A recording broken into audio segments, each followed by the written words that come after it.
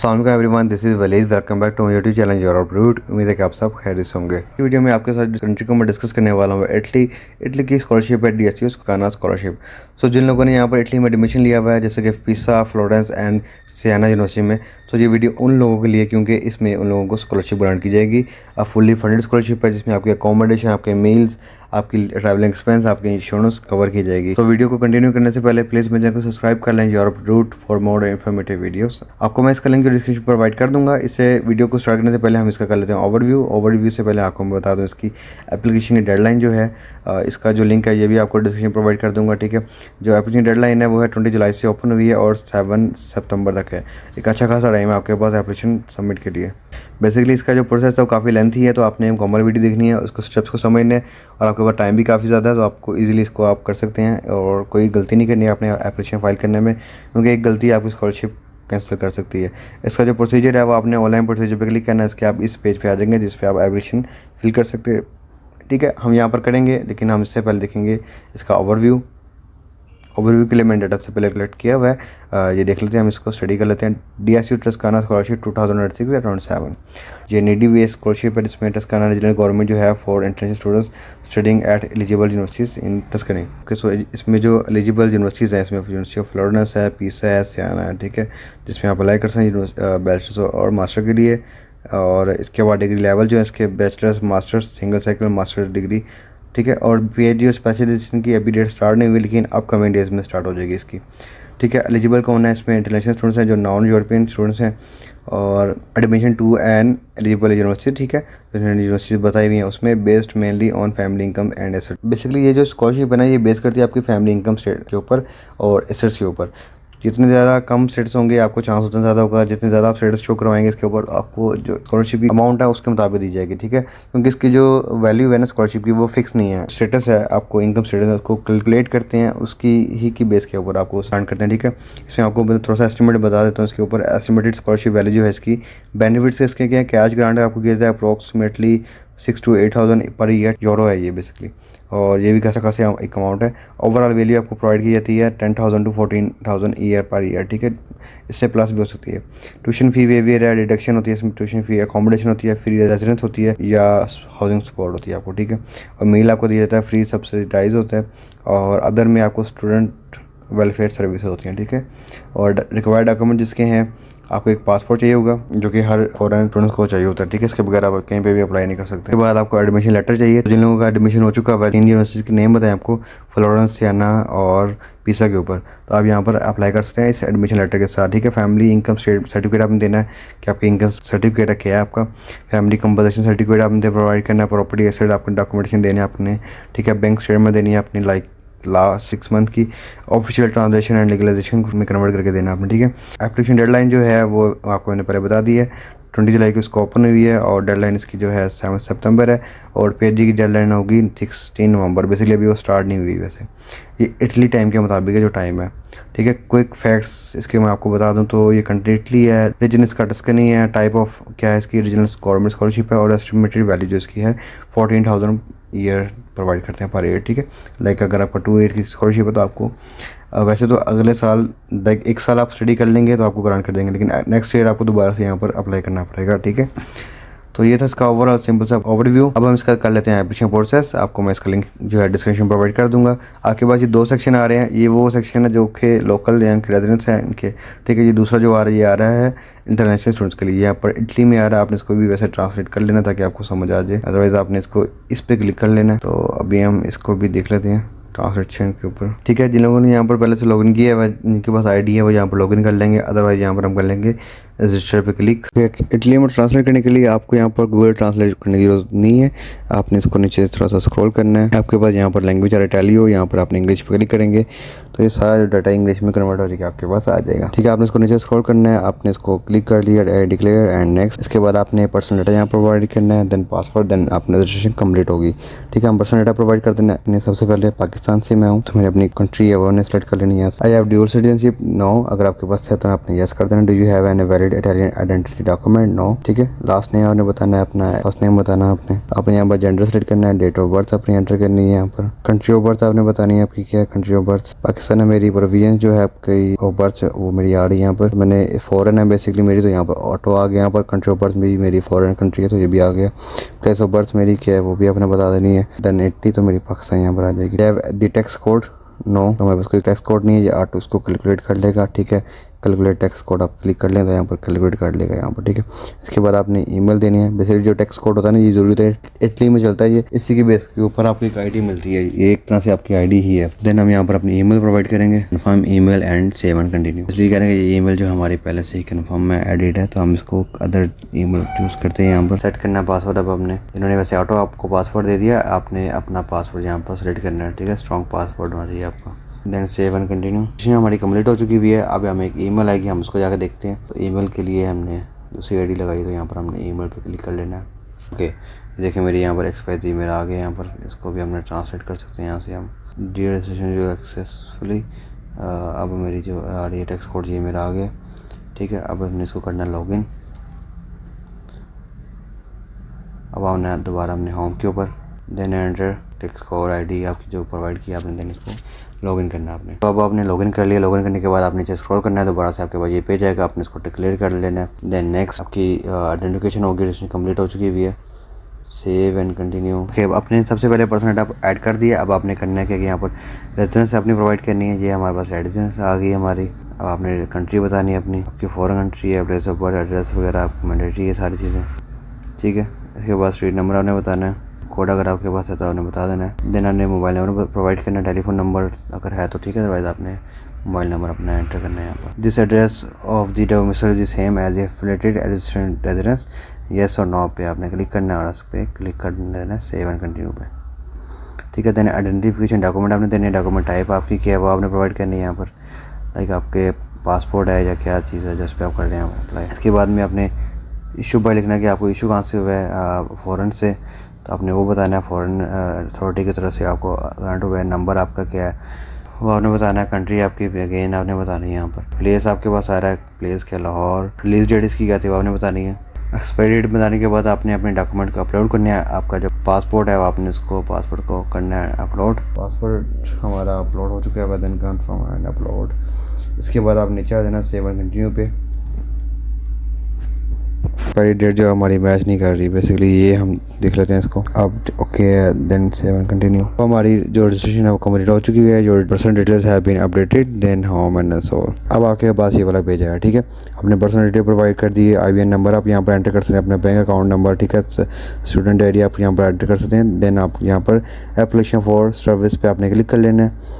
Click करेंगे तो आपके पास इसका पेज आ जाएगा। यहाँ पर आपने डिक्लेयर करना है कि आपने completion announcement of the academic 2006-07 के लिए कर रहे हैं। ठीक है, अटैचमेंट एक्सेप्ट देयर कंटेंट, और आप करके रहे हैं यहाँ पर course of 3 degree, master degree और सिंगल सेकंड डिग्री मास्टर के लिए और PhD के लिए। तो PhD की जो अभी डेट है वो स्टार्ट नहीं हुई। देखिए यहाँ पर आपके पास एरर भी दे रहा है, जहाँ पर आप आएंगे तो इसकी डेट अभी स्टार्ट होनी है। ठीक है, 25/9 को होगी। और सेव एंड कंटिन्यू पे क्लिक कर लेना है। क्लिक करने के बाद आपके पास सारा DSU सिटी आपकी क्या है, किसमें आप स्टडी करना चाहते हैं, फ्लोरिडा, फ्रिंजा, PC एंड सियाना। बेसिकली आपने किस यूनिवर्सिटी के लिए किया आपने उसके मुताबिक यहाँ पर सेलेक्ट करना है। मैंने पीसा कर दिया यूनिवर्सिटी, अब मेरी आ गई यहाँ पर। ठीक है, यूनिवर्सिटी पीसा ही आएगा। यहाँ पर डिपार्टमेंट आ जाएगा हमारा, यहाँ पर किस डिपार्टमेंट में आप स्टडी करना चाहते हैं हम यहाँ पर कर लेते हैं। किसी को भी क्लिक कर लेता हूँ, लाइक ऊपर बायोलॉजी आ रहा है, मैथमेटिक्स आ रहा है। ठीक है, यहाँ पर अपनी डिग्री प्रोवाइड करनी है अपनी, किसके लिए कर रहे हैं, मास्टर के लिए या इसके लिए। अब डिग्री आ गई, यहाँ पर कोर्स आ गया। कोर्स क्या है आपका, अपने कोर्स अपना सेलेक्ट करना है अपने। ठीक है, कंप्यूटर इंजीनियरिंग या बायो जो भी आपने सेलेक्ट किया होगा। इसके बाद आपने क्वेश्चन है जिनका आपने आंसर देना है। यहाँ पर प्रीविलिंग सीट ऑफ द कोर्स आपने प्रीविलिंग देना PC के अंदर। ठीक, academic year of enrolment for the above mention course, academic year आपका कौन सा होने वाला है, तो हम करने वाले वैसे 26-27 के लिए 26-27। ठीक है, the year of the course you are enrolling in the for academic year 2006 के लिए। Type of enrolment in the academic year 2006। Matric number आपके क्या, मैट्रिक के जो नंबर थे आप वो बता दें यहाँ पर। प्रीवियस एनरोलमेंट अगर आपने की उसके बारे में पूछ लिया यहाँ पर। Have you already obtain a degree other university, तो जो लोग अपना कोर्स चेंज करना चाहते हैं आपने उसके मुताबिक यहाँ सेलेक्ट करना है, हम नो करेंगे इसको। Did you get a DSU scholarship in your previous careers, no, वो ग्रांट की गई है तो आपने उसको क्लिक कर लेना है। Academic year of first registration, मेरा जो एकेडमिक ईयर 2006 है जिसमें मैं रजिस्ट्रेशन कर रहा हूँ। उसके बाद कह रहा है कि contemporary enrolment, you are enrolled in the academic year 2006-27 also in another universities course of study, तो उसको नो कर देना, क्योंकि आपने कि हम इसमें कह रहे हैं कि हम किसी और यूनिवर्सिटी में इनरोल नहीं कर रहे, ना किसी और कोर्स में आप कर रहे हैं, तो उसको नो कर दिया आपने।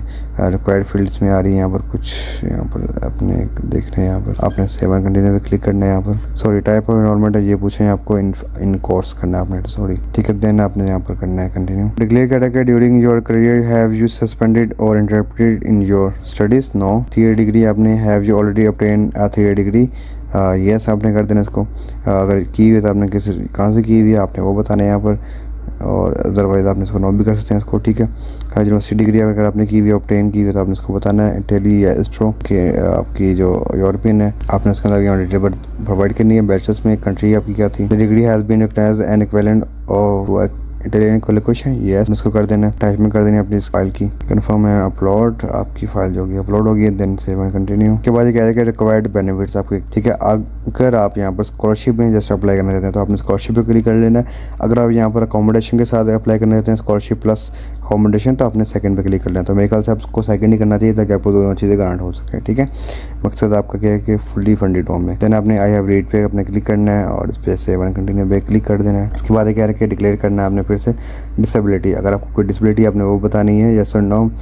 इसके बाद डिक्लेरेशन करें कि I applied for a scholarship to other institution, no. I declare that I have had children born from 1 January 2020। So यहाँ पर कह रहे हैं कि जो लोग मैरिड है, जो लोग मैरिज यहाँ पर अप्लाई कर रहे हैं, तो उनके लिए पूछना कि यस और नो। अगर हम चीज़ जो है 1 जनवरी 2020 दरमियान हुए हैं बोर्न, ठीक है, के बाद से हुए हैं, तो आप उन्होंने यहाँ पर सेट कर देना यस और no. Then I declare to be a grade student according to the article 12 और द नोटिस। आपने अगर आप ग्रेड स्टूडेंट है तो आपने इसको आर्टिकल 12 को स्टडी करना देना, आपने यस नो कर देना अपने अकॉर्डिंग ही। I declare that I am married और in a civil union collaborate law section 76 के मुताबिक आपने करना है इसको पार्टी के, मैं इसको नो कर रहा हूँ। I declare to be a self employed student according to the article 7 point, इसको करना है आपने यस और नो, अपने अपना मुताबिक करना कि आप सेल्फ एम्प्लॉयड कर रहे हैं या कुछ और। I declare to be a student in prison, no. I declare to be a student belonging to a religious order, no. I declare that I am living outside my family of origin as a result of protective order by authority and judicial, भी no ही आपने कर देना है। अपने मुताबिक का select करना है, मैं आपको जस्ट वैसे बता रहा हूँ आपको इमीडिएट। आप ये नहीं कहना कि मैंने नो किया तो आपने भी नो करना है, ऐसा नहीं होता। फैमिली इनकम एसेट्स, ठीक है। अब आपने यहाँ पर फैमिली इनकम बतानी है। कंट्री ऑफ फैमिली आपकी क्या है, मेरे जो पाकिस्तान है मैं इसको पाकिस्तान सेलेक्ट कर रहा हूँ। आप अदर्स कंट्री से भी यहाँ कर सकते हैं, इंडिया, बांग्लादेश या एशिया से बहुत सारी यूनिवर्सिटीज में यहाँ कर सकते हैं। इनकम एंड और asset is more than 1 country, no. अगर आपके इससे ज़्यादा कंट्री में तो आपने इसको यस करना है। Then I declare that I have been granted the following status. आपका कोई रिफ्यूजी स्टेटस है, स्टेटलेस है, या आप स्टूडेंट विद सब्सिडरी प्रोटेक्शन या पॉलिटिकल असिलम सीकर आपका, ठीक है। आपने इसके मुताबिक सेलेक्ट करना, तो नॉन ही इसको रहने देना आप। Then save and continue. इसके बाद कह रहे कि I declare that myself और any other member of my family have receive income in Italy 2025, इसको नो कर देना आपने, क्योंकि हमने कोई फैमिली मेंबर किसी ने इटली में अगर कोई इनकम रिसीव की है तो आपने बता देना, अदरवाइज नो ही करना आपने इसको, ठीक है। आई declare that I win scholarship eight DSU trust करना इन 2025-26, नो कर देना। अगर आपको ग्रांट की है तो आपने इसको बता देना इसको यस, क्योंकि ये 1 साल के लिए होती है, आपने इसके बाद दोबारा से अप्लाई करना होता है सेकंड ईयर में। अच्छा, मेन सेक्शन जो हमारे स्कॉलरशिप का जो ये है, जिसकी बेस के ऊपर आपको जो स्कॉलरशिप ग्रांट की जाती है, आपकी फैमिली इनकम, फैमिली स्टेटस का, आपका आपकी एसेट्स कितनी है, आपकी जो प्रॉपर्टी होती है उसके बारे में, ये सारा हमने फॉर्म फिल करना है। इसी के बेस के ऊपर आपको जो ग्रांट की जाएगी स्कॉलरशिप, ठीक है। हम यहाँ पर फिल करेंगे, ये यहाँ पर ये कैलकुलेट करेगा। तो यहाँ पर क्या है कि ऐड मेंबर, आपने मेंबर ऐड करना है अपना। आप यहाँ पर क्लिक करें, यहाँ पर 1-2 जितने मेंबर्स आप उनकी जो इनकम स्टेटमेंट आप यहाँ पर बता सकते हैं। आपने यहाँ पर इंसर्ट कर लीजिए या इसको डिलीट भी कर सकते हैं। जैसे कंपोनेंट नेम यहाँ पर आ रहा है फादर नेम, तो मैं यहाँ पर फादर नेम आ गया, उनका जो लास्ट नेम आ जाएगा यहाँ पर, ठीक है। डेट ऑफ बर्थ उनकी आ जाएगी।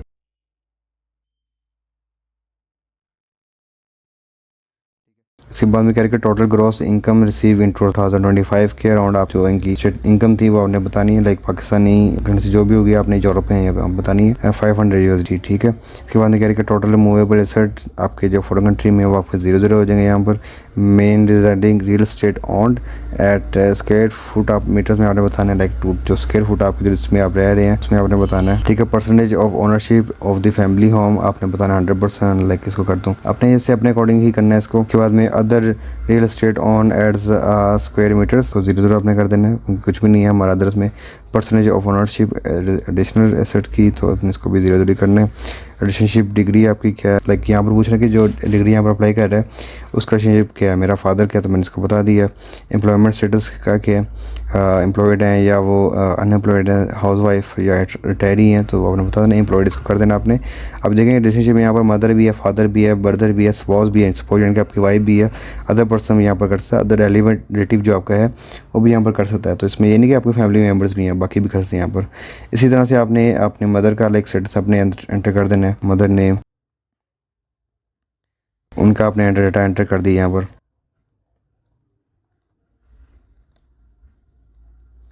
उनकी डेट ऑफ बर्थ आपने एंटर करनी है। हाउस में कुछ नहीं है, स्क्वायर फीट में कुछ नहीं है इनका, अगर है तो आपने बता देना इनका। कोशिश करनी है आपकी जो इनकम स्टेटमेंट है ना वो 500 US$ से कम नहीं होता, ताकि उनको लगे कि आप वाकई नहीं है। ठीक है, मदर आ गए यहाँ पर, हाउस वाइफ है यहाँ पर, बता देना है।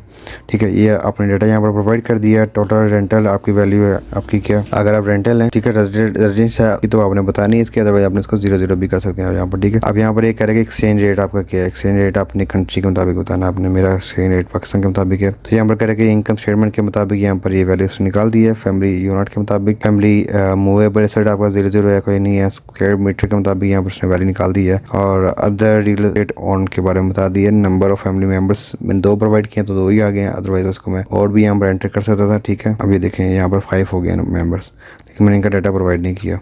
बेसिकली 6 हैं तो 6 के मुताबिक वो यहाँ पर बता देगा, इसके मुताबिक उसने कैलकुलेट कर दिया, then and save and continue. अच्छा, इसी के बेस के ऊपर आपने यहाँ पर सारा फॉर्म फिल करना है। इसके बेस के ऊपर आप नहीं करेंगे तो आपका यहाँ पर इशू आएगा, यानी कि ठीक है, क्योंकि आपकी स्कॉलरशिप भी ग्रांट नहीं की जाएगी आपको। एरर वो आ रहा है, the entry of declaring student data is required, like मैं यहाँ पर एंटर करूँ तो मेरा डाटा भी यहाँ पर चाहिए होगा यहाँ पर। ठीक है, तो माई सेल्फ यहाँ पर लिख लेता हूँ।